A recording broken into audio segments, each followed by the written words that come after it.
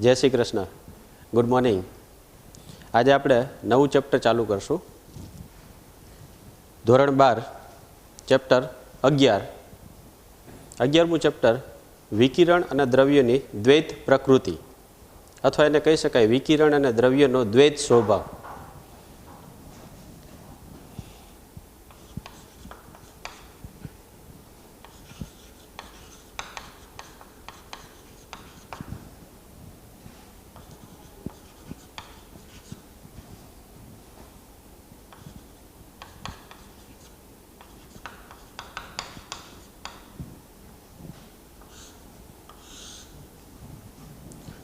વિકિરણ અને દ્રવ્યની દ્વૈત પ્રકૃતિ, ચેપ્ટર 11, ધોરણ 12। હવે આનું ઇંગ્લિશ આપણે લખીએ તો dual nature of radiation and matter.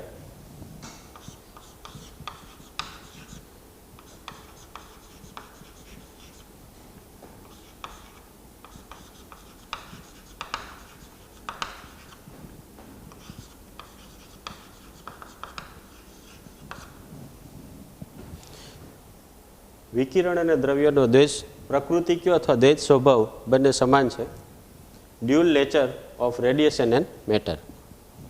આ અર્થ આપણે સમજીએ કે આ ટાઇટલ છે એ શું કહેવા માગે છે એ સમજશું। એ પહેલાં આપણે એ જોઈએ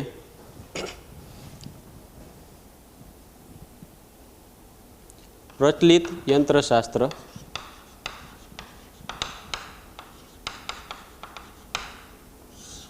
જેને ઇંગ્લિશમાં કહેવાય ક્લાસિકલ મિકેનિક્સ,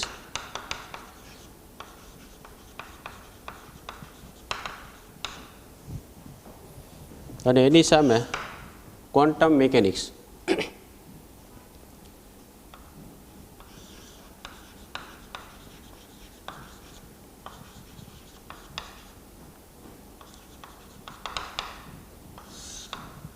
તો ક્લાસિકલ મિકેનિક્સ, આ ક્વોન્ટમ મિકેનિક્સ।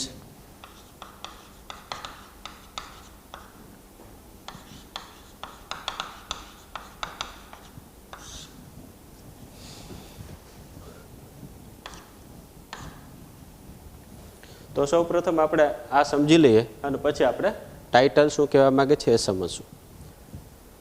તો પ્રચલિત યંત્રશાસ્ત્ર, નામ જ છે પ્રચલિત, જેને ઇંગ્લિશમાં ક્લાસિકલ મિકેનિક્સ કહે છે। તો ઘણા વર્ષો પહેલાં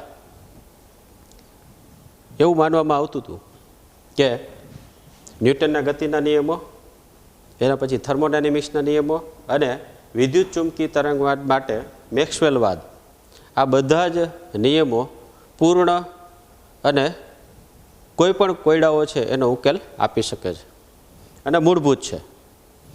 તો ઘણા વર્ષો પહેલાં આવું માનવામાં આવતું હતું।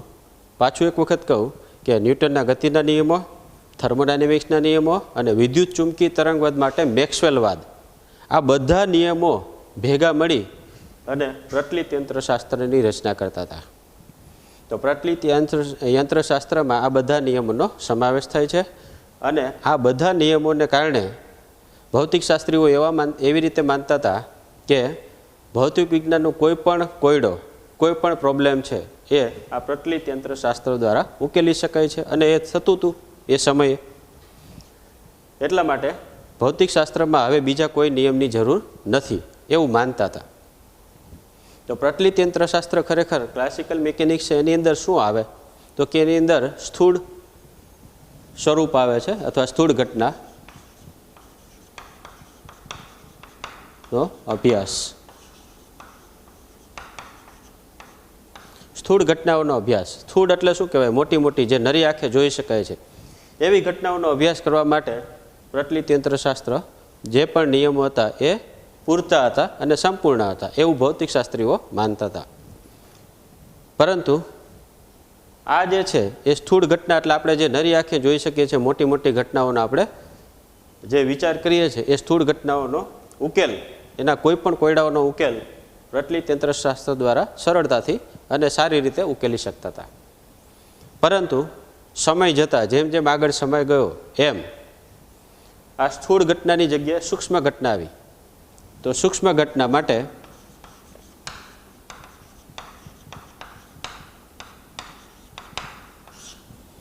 સૂક્ષ્મ અતિ સૂક્ષ્મ જેમ કે પરમાણુ છે, તો પરમાણુની અંદર સૂક્ષ્મ કણ રહેલા છે. તો એ ઘટનાઓનો અભ્યાસ કરવા માટે પ્રચલિત યંત્રશાસ્ત્રમાં એ કોયડાઓનો ઉકેલ કરી શકાતો નહોતો.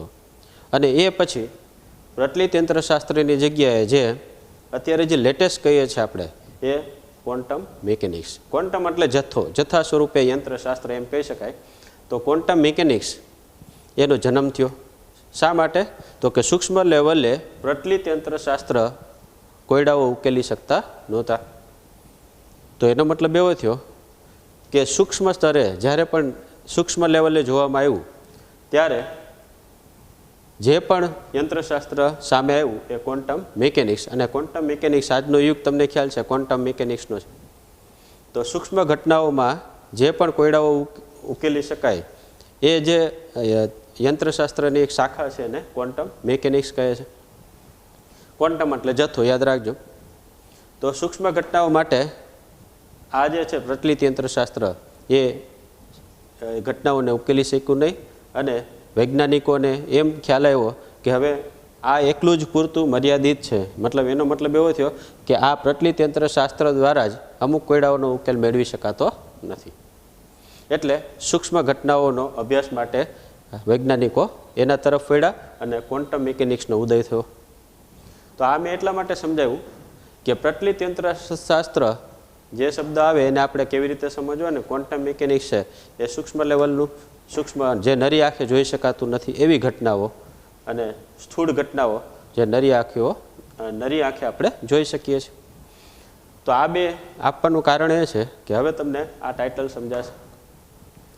તો વિકિરણ અને દ્રવ્યનો દ્વૈત પ્રકૃતિ, ડ્યુઅલ નેચર. ડ્યુઅલ નેચર એટલે શું? તો કે દ્વૈત પ્રકૃતિ, દ્વૈત સ્વભાવ, બે સ્વભાવ. રેડિયેશન એટલે વિકિરણ અને મેટર એટલે દ્રવ્ય. તો રેડિયેશન એટલે વિકિરણ આપણે લખ્યું, મેટર એટલે દ્રવ્ય, અને દ્વૈત પ્રકૃતિ અથવા દ્વૈત સ્વભાવ એટલે ડ્યુઅલ નેચર. તો ડ્યુઅલ નેચર બે પ્રકારનો સ્વભાવ ધરાવે છે. કોણ કોણ બે પ્રકારનો સ્વભાવ ધરાવે છે? રેડિયેશન એન્ડ મેટર, વિકિરણ અને દ્રવ્ય. તો પહેલાં એ સમજીએ કે વિકિરણ બે પ્રકારનો સ્વભાવ કેવી રીતે ધરાવે, દ્વૈત પ્રકૃતિ કેવી રીતે ધરાવે. તો તમે અત્યાર સુધી જે ભણતા આવ્યા છો એમાં પ્રકાશનું વિકિરણ છે રેડિયેશન. એ રેડિયેશન તમને ખ્યાલ છે તરંગ સ્વરૂપે આપણે જોઈએ છીએ. કોઈ પણ એક્સપેરિમેન્ટ પ્રયોગ કરતા હોય તો રેડિયેશન આવે, વિકિરણ આવે, પ્રકાશનું કિરણ આવે, એ તરંગ સ્વરૂપે જ આપણે અત્યાર સુધી જોયું છે અને એક્સપેરિમેન્ટ વિશે ખ્યાલ મેળવેલો છે. પરંતુ આગળ જતાં કોઈ એવો એક્સપેરિમેન્ટ જોયો કે જેની અંદર પ્રકાશનું જે વિકિરણ છે એ તરંગ સ્વરૂપ નહીં કણ સ્વરૂપ ધરાવે છે. તો આ પ્રકાશનું કિરણ છે તરંગ સ્વરૂપ કેવું કે પ્રકાશનું કિરણ કણ સ્વરૂપ કેવું, એ દ્વિધા થઈ, એ મુશ્કેલી થઈ. કારણ કે અમુક સંજોગોમાં પ્રકાશના વિકિરણને તરંગ સ્વરૂપે જુઓ તો જ એ એક્સપેરિમેન્ટનો ખ્યાલ આવે, અને અમુક જે એક્સપેરિમેન્ટ છે, જે પ્રયોગો છે એની અંદર પ્રકાશ છે એ કણ સ્વરૂપે જુઓ તો જ સમજમાં આવે. તો આ જે છે એ પ્રકાશનું વિકિરણ એકનું એક છે, છતાંય એ બે પ્રકારના સ્વભાવ ધરાવે છે. અમુક સંજોગોમાં તરંગ સ્વરૂપ અને અમુક સંજોગોમાં કણ સ્વરૂપ. એટલા માટે વિકિરણને દ્વૈત પ્રકૃતિ છે.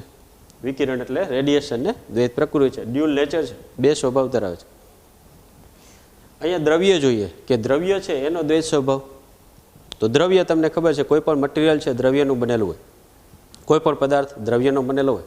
તો એ દ્રવ્ય છે એની અંદર તમને ખબર છે કે અણુને પરમાણુ હોય છે ને અતિ સૂક્ષ્મ કણો પણ હોય છે.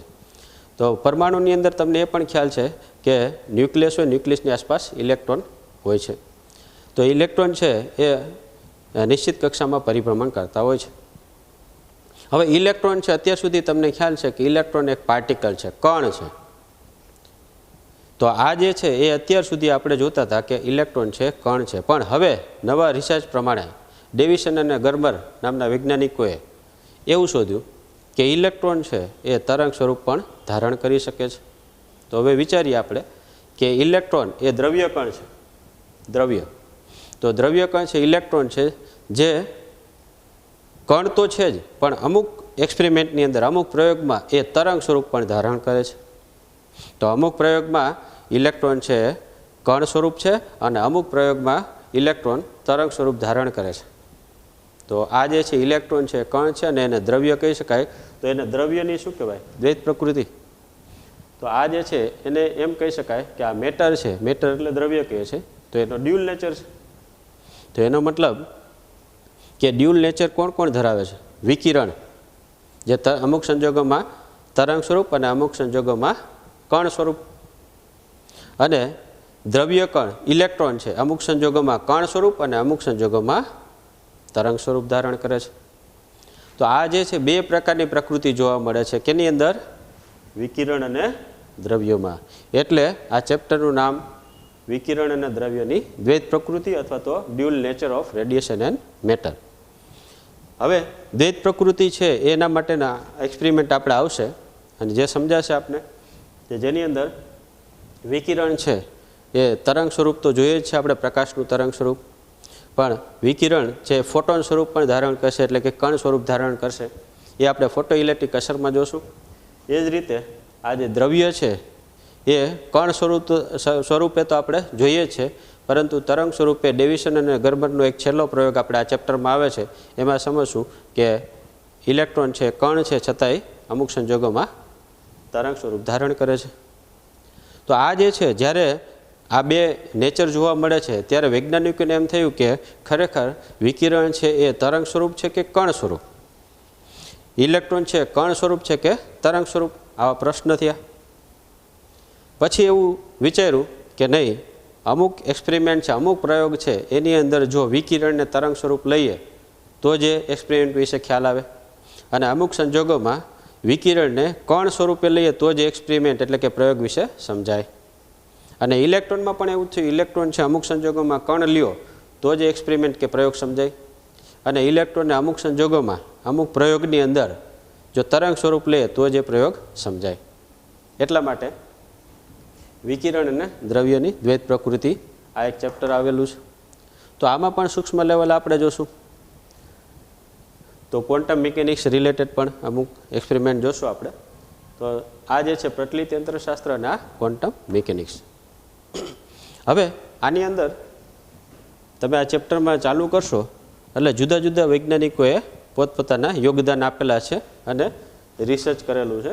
તો વૈજ્ઞાનિકોની અમુક શોધ છે જેની અંદર આપણે એક પછી એક આમ લઈએ.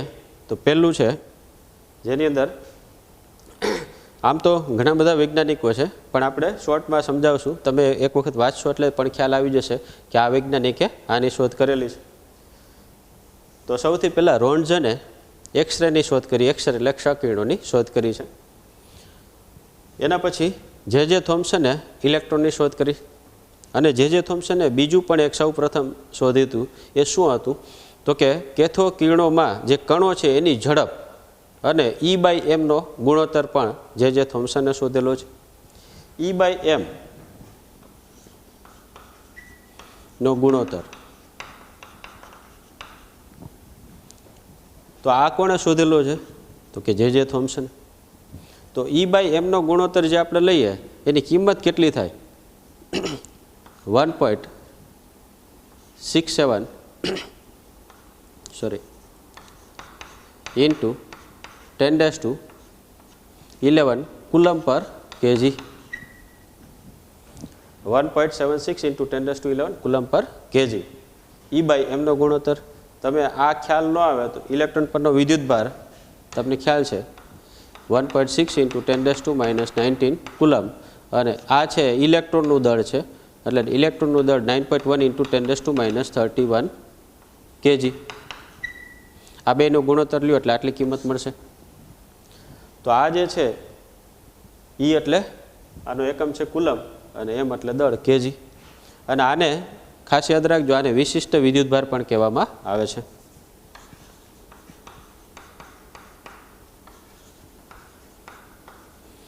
તો વિશિષ્ટ વિદ્યુતભાર તમને કહેવામાં આવે કે એનું પારિમાણિક સૂત્ર આપો તો E/m નો ગુણોત્તર છે એનું પારિમાણિક સૂત્ર થશે. અને ખાલી વિદ્યુતભાર કહેવામાં આવે તો આ જે ઇલેક્ટ્રોન આ જે આપણે કુલમ છે એનું પારિમાણિક સૂત્ર લખવાનું, ખાલી વિદ્યુતભારનું પારિમાણિક સૂત્ર લખવાનું. પણ વિશિષ્ટ વિદ્યુતભાર કહે તો E/m નું પારિમાણિક સૂત્ર લખવું, અથવા એનો એકમ કહે તો કુલમ પર કેજી.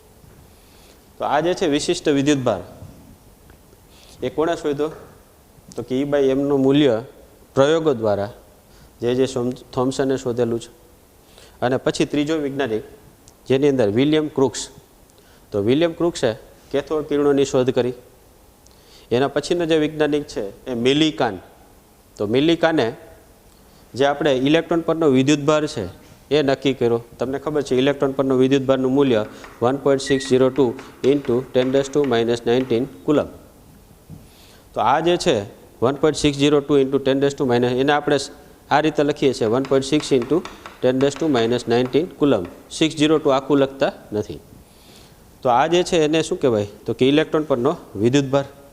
તો ઇલેક્ટ્રોન પરનો વિદ્યુતભાર કોણે આ મૂલ્ય નક્કી કર્યું? તો કે મિલીકાને. કયા પ્રયોગ દ્વારા? તો કે ઓઇલ ડ્રોપ.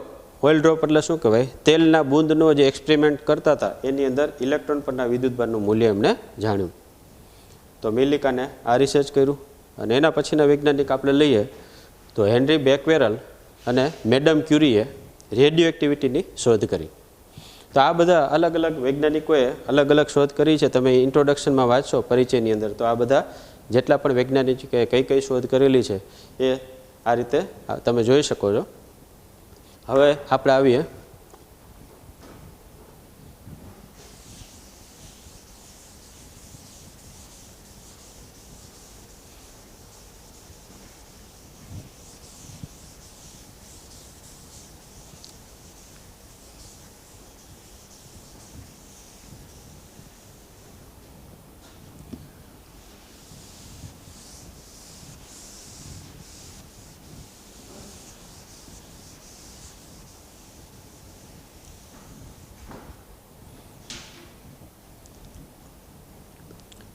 હવે સમજો ઇલેક્ટ્રોનનું ઉત્સર્જન જોઈએ આપણે.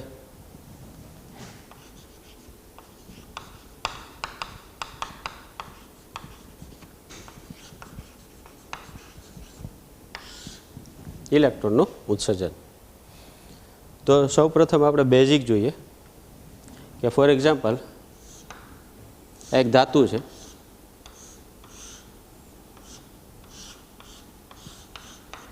ધાતુ અથવા સુવાહક કહીએ છીએ આપણે, અથવા ધાત્વિક સુવાહક એમ પણ બોલીએ છીએ.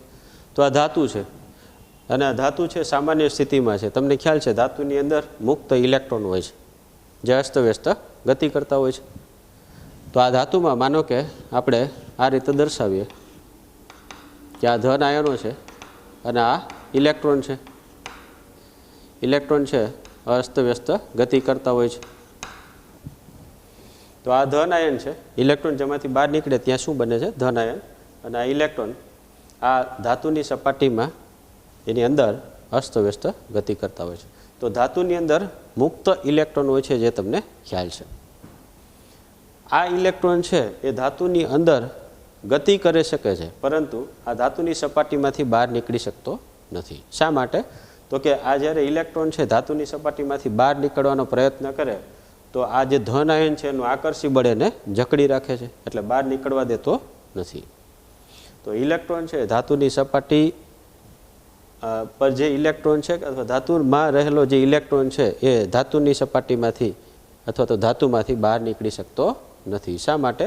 તો કે આના ધન આયન છે એ આકર્ષી બળ છે એ આકર્ષી બળ એને જકડી રાખે છે, બહાર નીકળવા દેતું નથી. પરંતુ જો આ ઇલેક્ટ્રોનને આપણે બહાર કાઢવો હોય, આ ધાતુની સપાટીમાંથી બહાર કાઢવો હોય તો શું કરવું જોઈએ? તો કે આ ધાતુની સપાટી પર એટલે કે ઇલેક્ટ્રોનને એ જે આકર્ષી બળ છે એને ઓળંગી જાય એટલી ઉર્જા આપવામાં આવે. આકર્ષી બળ કેની વચ્ચે છે? ધન આયન અને ઇલેક્ટ્રોન વચ્ચે. એ આકર્ષી બળ જે જકડી રાખે છે એ આકર્ષી બળને પણ ઓળંગી જાય એટલી જો ઉર્જા આપવામાં આવે આ ધાતુને એટલે કે ઇલેક્ટ્રોનને, તો ઇલેક્ટ્રોન છે ધાતુની સપાટીમાંથી બહાર નીકળી શકે છે. તો હવે આ જે છે ઇલેક્ટ્રોનને જે ઉર્જા આપણે આપીએ છીએ, જે લઘુત્તમ ઉર્જાથી ઇલેક્ટ્રોન ધાતુની સપાટીમાંથી બહાર આવે છે એને ધાતુનું કાર્ય જે કાર્ય વિધેય કહે છે અથવા ધાતુનું વર્ક ફંક્શન કહે છે. તો ધાતુનું વર્ક ફંક્શન જેને આપણે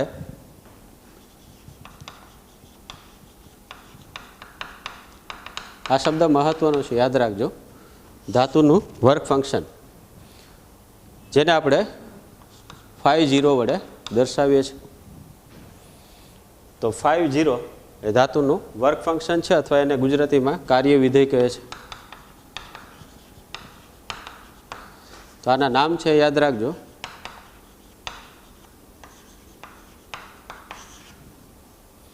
અથવા એને લઘુત્તમ ઉર્જા કહે છે। કેને કહેવાય ધાતુનું વર્ક ફંક્શન? પાછું એક વખત કહું કે જે લઘુત્તમ ઉર્જા એ ઇલેક્ટ્રોન ધાતુની સપાટીમાંથી બહાર નીકળી શકે અથવા છટકી જાય તે લઘુત્તમ ઉર્જાને ધાતુનું વર્ક ફંક્શન કહે છે। તો આ ફોર એક્ઝામ્પલ ઇલેક્ટ્રોનને આપણે કોઈ ઉર્જા આપી આને, તો આ ઉર્જા મેળવી ઇલેક્ટ્રોન અને ધાતુની સપાટીમાંથી બહાર નીકળે છે। ફોર એક્ઝામ્પલ આપણે વિચારીએ તો આ ધાતુનું વર્ક ફંક્શન છે એ જુદી જુદી ધાતુ માટે જુદું જુદું હોય છે। કોઈ એક આપણે ધાતુ લઈએ સીઝિયમ, તો સીઝિયમ માટે માનો કે આ ધાતુ છે એ સીઝિયમ છે,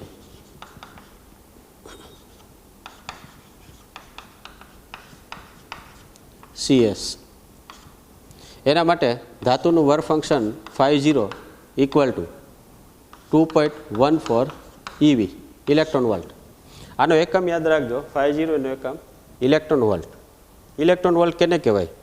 તો કે 1 વોલ્ટના વિદ્યુત સ્થિતિમાનને ઇલેક્ટ્રોન જ્યારે પ્રવેગિત થાય ત્યારે જે ઉર્જા ધરાવે એને 1 ઇલેક્ટ્રોન વોલ્ટ કહે છે। 1 ઇલેક્ટ્રોન વોલ્ટના વિદ્યુત સ્થિતિમાનને ઇલેક્ટ્રોન પ્રવેગિત થાય તો એ સમયે ઇલેક્ટ્રોન જેટલી ઉર્જા ધરાવે એને 1 ઇલેક્ટ્રોન વોલ્ટ કહે છે। અને તમને ખ્યાલ છે કે 1 electron volt equal to 1.609602 into 10⁻⁻19 joule, અથવા ઘણી વખત આને 602 નથી લખતા, આમ લખીએ છીએ 1.6 ઇન્ટુ 10⁻⁻19 જૂલ। તો ઇલેક્ટ્રોન વોલ્ટમાંથી જૂલમાં ફેરવવા માટે અને જૂલમાંથી ઇલેક્ટ્રોન વોલ્ટમાં ફેરવવા માટે આ સંબંધનો ઉપયોગ થશે। તમને કેમાં પ્રશ્ન પૂછેલો છે ખાસ વાંચજો કે ઇલેક્ટ્રોન વોલ્ટમાં છે કે જૂલમાં છે। જો ઇલેક્ટ્રોન વોલ્ટમાં હોય ને જૂલમાં ફેરવાય તો આટલા વડે ગુણી નાખીએ, અને જૂલમાં હોય તો આટલા વડે આને ડિવાઈડ કરી દઈએ। જૂલમાંથી કેમાં ફેરવવા માટે? ઇલેક્ટ્રોન વોલ્ટમાં। હવે આ જે છે સીઝિયમ એ ધાતુ માટે ધાતુનું વર્ક ફંક્શન કેટલું આપેલું છે? 2.14 EV। એ જ રીતે પોટેશિયમ,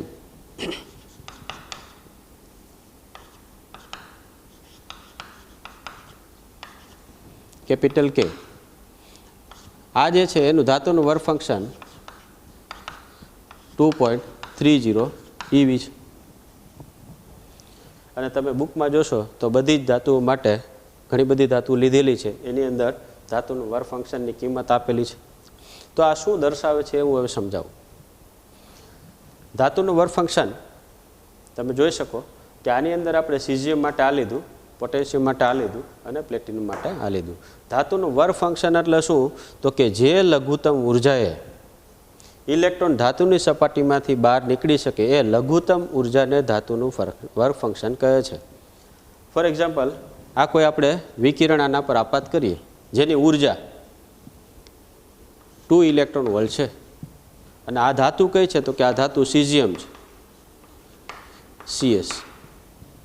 આપણે અત્યારે આ અલગ અલગ લીધું હતું, પણ આ એક ધાતુ છે એ ધાતુ સીઝિયમ લીધી, અને 2 ઇલેક્ટ્રોન વોલ્ટવાળું જે વિકિરણ છે આના પર આપાત કરે છે ને ઇલેક્ટ્રોન આમાંથી બહાર નહીં નીકળી શકે। શા માટે? તો કે સીઝિયમ માટે ઇલેક્ટ્રોન વોલ્ટ કેટલા જરૂર પડે છે? 2.14।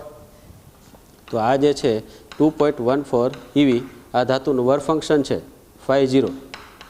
તો આ 50 ની કિંમત આટલી જ। તો 2 ઇલેક્ટ્રોન વોલ્ટે જ્યારે આટલી ઉર્જા આને આપશું, 2 ઇલેક્ટ્રોન વોલ્ટ ઉર્જાવાળું આપાત વિકિરણ,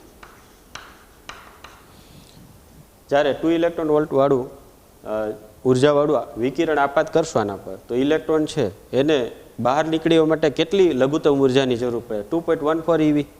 પણ અહીંયા કેટલી આપેલી છે? 2 ઇલેક્ટ્રોન વોલ્ટ, એટલે ઇલેક્ટ્રોન બહાર નીકળી શકશે નહીં। તો હવે માનો કે 2 ઇલેક્ટ્રોન વોલ્ટની જગ્યાએ આપણે એમ કરી દઈએ કે 2.14 ઇલેક્ટ્રોન વોલ્ટ। તો તો કે આ જે આટલી ઉર્જાવાળું ઇલેક્ટ્રોન આટલી ઉર્જાવાળું જ્યારે વિકિરણ આના પર આપાત થશે આ ધાતુની સપાટી પર, તો ઇલેક્ટ્રોન છે લઘુત્તમ ઉર્જા આટલી પ્રાપ્ત કરી અને એમાંથી ઇલેક્ટ્રોનનું ઉત્સર્જન થશે. હવે ઇલેક્ટ્રોનનું ઉત્સર્જન થશે. એટલા માટે જ આપણે ધાતુનું વર્ક ફંક્શન શું કીધું કે જ્યારે કોઈ વિકિરણને ધાતુની સપાટી પર આપાત કરવામાં આવે ત્યારે ઇલેક્ટ્રોન છે અમુક લઘુત્તમ ઉર્જા મેળવી અને ધાતુની સપાટીમાંથી બહાર નીકળે છે. આ લઘુત્તમ ઉર્જાને ધાતુનું વર્ક ફંક્શન કહે છે, જેને આપણે φ0 તરીકે દર્શાવે છે. અને જુદી જુદી ધાતુ માટે જે વર્ક ફંક્શન છે જુદા જુદા હોય છે. માનો કે આ પોટેન્શિયમ છે, પોટેન્શિયમ એના માટે આપણે આ ધાતુ છે પોટેન્શિયમ નક્કી કરીએ તો ઇલેક્ટ્રોન કેટલી ઉર્જાએ બહાર નીકળશે? 2.30 ઇલેક્ટ્રોન વોલ્ટ. એ જ રીતે પ્લેટિનમ માટે તમે જોઈ શકો તો 2.30 હશે તો જ ઇલેક્ટ્રોન બહાર નીકળે. આ કઈ ધાતુઓ હશે ત્યારે? પોટેન્શિયમ. તો જુદી જુદી ધાતુ માટે ધાતુનું વર્ક ફંક્શન એની કિંમત જુદી જુદી હોય છે.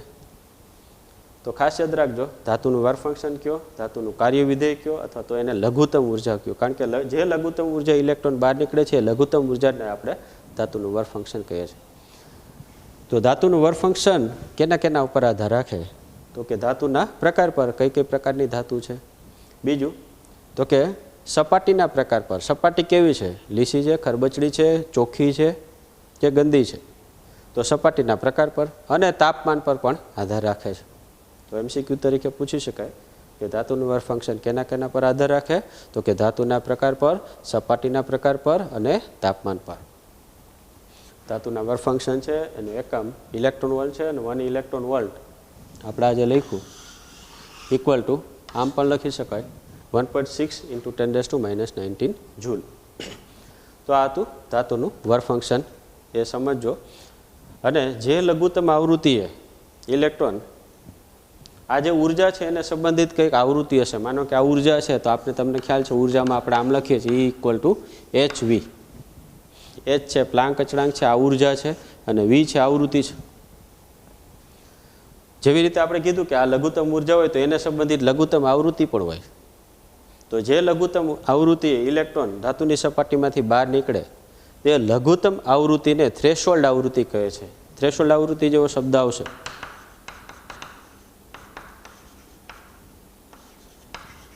અને થ્રેશોલ્ડ આવૃત્તિને V0 તરીકે, V0 તરીકે દર્શાવીએ છીએ. તો થ્રેશોલ્ડ આવૃત્તિ એનું બીજું નામ લઘુત્તમ આવૃત્તિ.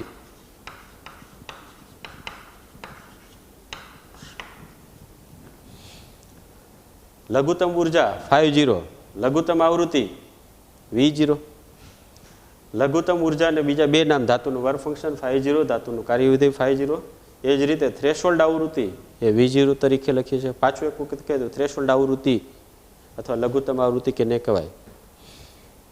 તો કે ધાતુની સપાટી પર જે અમુક આવૃત્તિવાળું, આમાં ઉર્જા કહેતા હતા આપણે, આમાં આવૃત્તિ કહેશું. તો કે અમુક આવૃત્તિવાળું જ્યારે વિકિરણ આપાત થાય છે ત્યારે જે લઘુત્તમ આવૃત્તિએ ઇલેક્ટ્રોન ધાતુની સપાટીમાંથી બહાર નીકળી શકે તે લઘુત્તમ આવૃત્તિને થ્રેશોલ્ડ આવૃત્તિ કહે છે.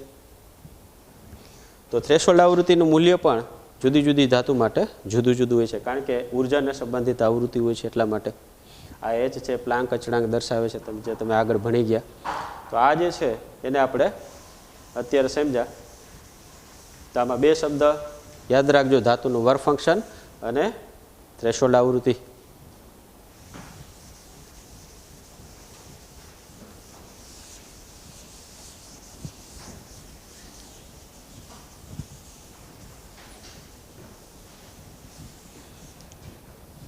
હવે ધાતુની સપાટીમાંથી ઇલેક્ટ્રોનનું ઉત્સર્જન 3 રીતે થાય છે.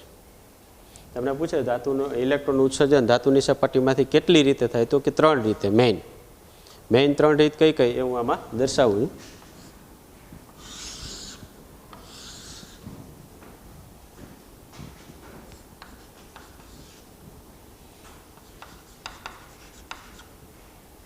તાપીય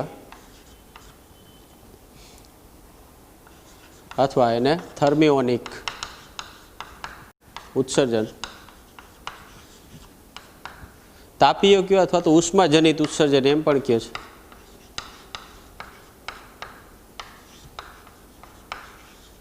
ઉષ્માજનિત ઉત્સર્જન. બીજું ફિલ્ડ અથવા કોલ્ડ ઉત્સર્જન.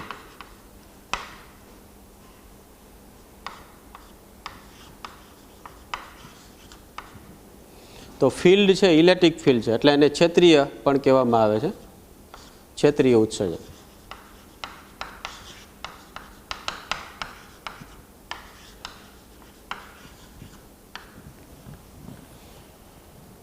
અને છેલ્લે લેશું આપણે ફોટો ઇલેક્ટ્રિક ઉત્સર્જન.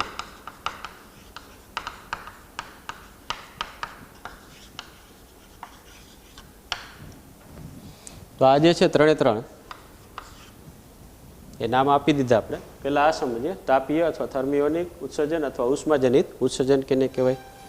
તો કે આ ધાતુની સપાટી છે, ફોર એક્ઝામ્પલ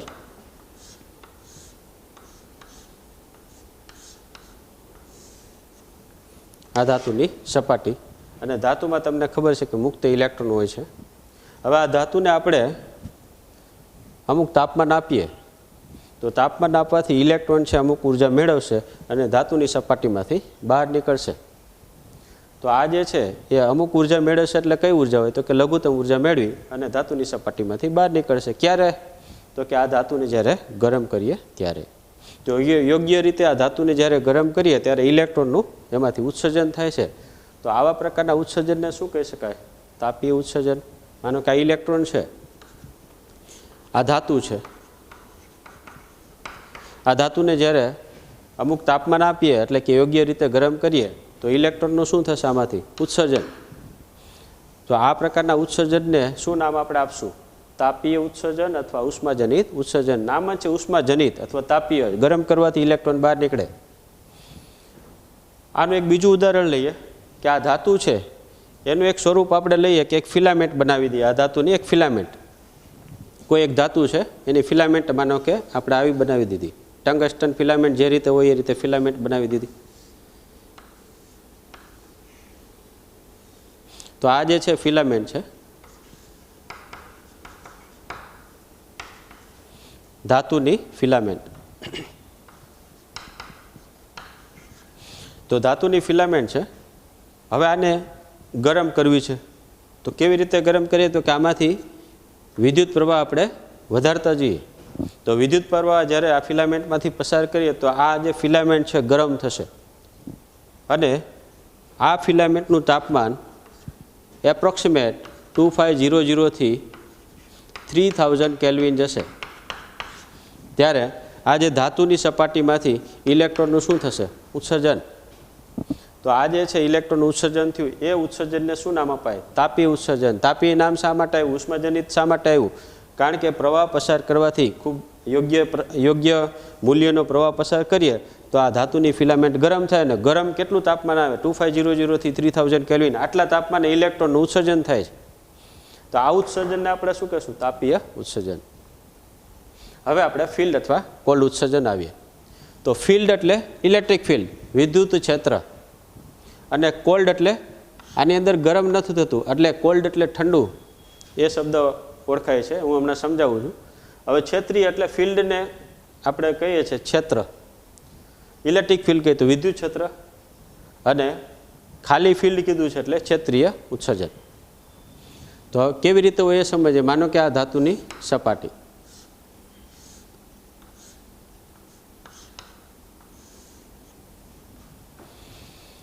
જે રીતે આપણે આ ધાતુની સપાટી લીધી એવી આ ધાતુની સપાટી. હવે આને આપણે વિદ્યુત ક્ષેત્રમાં મૂકીએ, પ્રબળ વિદ્યુત ક્ષેત્ર. આ વિદ્યુત ક્ષેત્ર 10⁸ વોલ્ટ પર મીટરના ક્રમનું. તો આ ધાતુ છે, ધાતુ પર આટલું પ્રબળ વિદ્યુત ક્ષેત્ર આપી દઈએ તો ઇલેક્ટ્રોન છે, અહીંયા ઇલેક્ટ્રોન માનો એ ઉર્જા મેળવી અને ઇલેક્ટ્રોનનું શું થશે? ઉત્સર્જન થશે. તો આવા પ્રકારના ઉત્સર્જનને શું કહેવાય? ફિલ્ડ અથવા કોલ્ડ ઉત્સર્જન અથવા ક્ષેત્રીય ઉત્સર્જન. શા માટે આનું નામકરણ આવું થયું? તો કે નામ તેવા ગુણ. જુઓ, ઇલેક્ટ્રિક ફિલ્ડ આપ્યું, ફિલ્ડ. કોલ્ડ શા માટે? તો કે આની અંદર ધાતુ ગરમ થતી નથી. આમાં શું થતું હતું? આ ધાતુ ગરમ થતી હતી. આમાં આપણે કોઈ યોગ્ય રીતે તાપમાન આપતા હતા, ધાતુ ગરમ થતી હતી. જ્યારે આની અંદર ધાતુ ગરમ થતી નથી, પરંતુ આ જે વિદ્યુત ક્ષેત્ર છે એટલું પ્રબળ આપી દઈએ આટલા ક્રમનું, આ યાદ રાખજો, MCQ તરીકે પૂછી શકાય. E = 10⁸ વોલ્ટ પર મીટરના ક્રમનું. જ્યારે આ ધાતુ પર આટલા ક્રમનું વિદ્યુત ક્ષેત્ર આપવામાં આવે ત્યારે ધાતુ ઉર્જા મેળવી અને સપાટીમાંથી બહાર છટકી જાય છે અથવા તો સપાટીમાંથી ઇલેક્ટ્રોનનું ઉત્સર્જન થાય છે. આવા પ્રકારના ઉત્સર્જનને ફિલ્ડ અથવા કોલ્ડ અથવા ક્ષેત્રીય ઉત્સર્જન કહે છે. હવે ફોટો ઇલેક્ટ્રિક ઉત્સર્જન કેને કહેવાય એ સમજીએ. તો ફોટો ઇલેક્ટ્રિક ઉત્સર્જનમાં માનો કે આપણે વિચારીએ કે આ ધાતુની સપાટી છે,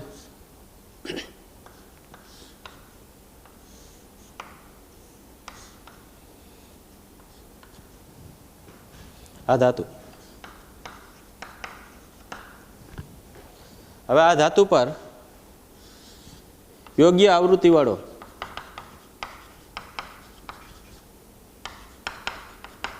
પ્રકાશ આપાત કરવામાં આવે. અહીંયા વિદ્યુત ક્ષેત્ર હતું, અહીંયા આપણે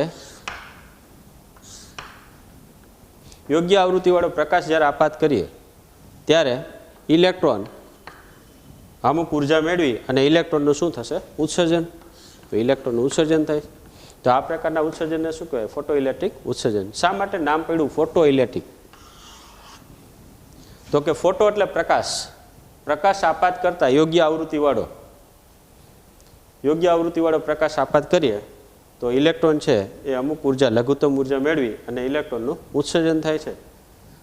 આ ફોટો શબ્દ પ્રકાશ આપાત કર્યો એટલા માટે. તો ઇલેક્ટ્રોનનું જે ઉત્સર્જન થાય છે એ ઇલેક્ટ્રોનને આપણે માત્ર ઇલેક્ટ્રોન નહીં કે ફોટો ઇલેક્ટ્રોન કહેશું. તો આ ઇલેક્ટ્રોન છે ફોટો ઇલેક્ટ્રોન.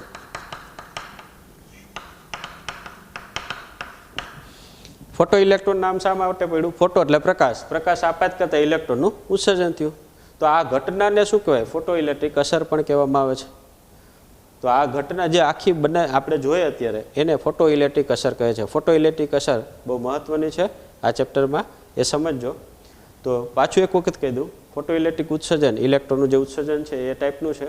યોગ્ય આવૃત્તિવાળો પ્રકાશ જ્યારે ધાતુની સપાટી પર આપાત કરવામાં આવે ત્યારે ઇલેક્ટ્રોન અમુક લઘુત્તમ ઉર્જા મેળવી અને ઇલેક્ટ્રોનનું ઉત્સર્જન થાય છે. આ ઇલેક્ટ્રોનને ફોટો ઇલેક્ટ્રોન કહે છે અને આ ઘટનાને ફોટો ઇલેક્ટ્રિક અસર કહે છે. તો તમે જોઈ શકો અહીંયા ફોટો ઇલેક્ટ્રોનનું ઉત્સર્જન 3 પ્રકારે થાય: તાપીય, થર્મિયોનિક ઉત્સર્જન અથવા ઉષ્માજનિત ઉત્સર્જન, બીજું ફિલ્ડ અથવા કોલ્ડ અથવા ક્ષેત્રીય ઉત્સર્જન, ત્રીજું ફોટો ઇલેક્ટ્રિક ઉત્સર્જન. આમાં આપણે શું કરતા હતા?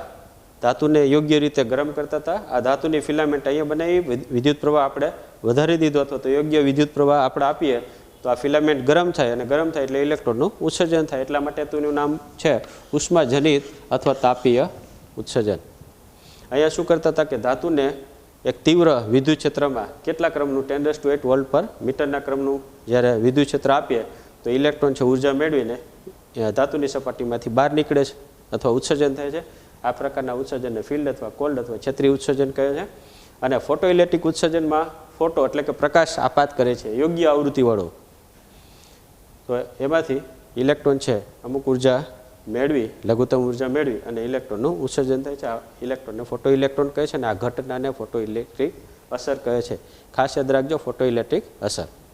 તો અહીં સુધી રાખશું આપણે. Thank you very much.